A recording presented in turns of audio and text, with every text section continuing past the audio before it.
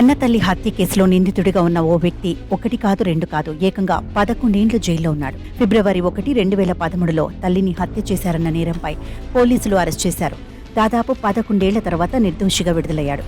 మెదక్ జిల్లా దుబాక మండలం పెద్దగుండవల్లికి చెందిన పెద్దగుండేల పోచయ్య తల్లి ఉరేసుకుని చనిపోయింది. కొడుకే ఉరివేసి చంపాడన్న ఆరోపణలు రావడంతో పోలీసులు అరెస్ట్ చేశారు. తల్లి అనారోగ్యంతో విసిగిపోయి చంపేసినట్లుగా నిందితుడు నేరాన్ని అంగీకరించాడంటూ పోలీసులు దర్యాప్తును ముగించి అభియోగ పత్రం దాఖలు చేశారు. దీనిపై సిద్దిపేట కోర్టు విచారణ చేపట్టి హత్య సాక్ష్యాలను మాయం చేశారన్న నేరాలపై 2015 జనవరి 12న యావజ్జీవ శిక్ష విధిస్తూ తీర్పు వెలువరించింది. ఈ తీర్పును సవాలు చేస్తూ పోచయ్య హైకోర్టులో అప్పీల్ దాఖలు చేశారు. పోచయ్య దాఖలు చేసిన క్రిమినల్ అప్పీల్ పిటిషన్ను justice K Surender, justice J శ్రీనివాసరావులతో కూడిన డివిజన్ బెంచ్ ఇటీవలే విచారించింది. అయితే విచారణ సందర్భంగా కోర్టు కీలక వ్యాఖ్యలు చేసింది. డాక్టర్ నివేదికలో వృద్ధురాలిది హత్య లేక ఆత్మహత్య అనేది స్పష్టంగా లేదని తెలిపింది.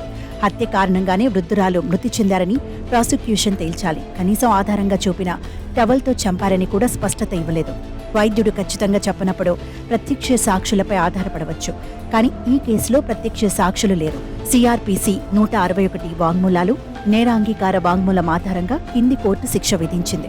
ఇవి విచారణ సమయంలో సాక్షిని ప్రశ్నించడానికి మాత్రమే ఉపయోగపడతాయి తప్ప సాక్ష్యాధార చట్టం ప్రకారం నేర నిరూపణకు చెల్లవని హైకోర్టు స్పష్టం చేసింది. ఊహలు, అంచనాల ఆధారంగా కోర్టులు తీర్పులు వెలువరించడానికి వీల్లేదని చెప్పింది. పోచయ్యపై ఎలాంటి కేసులు లేకపోతే వెంటనే జైలు నుంచి విడుదల చేయాలని పోలీసులను ఆదేశించింది.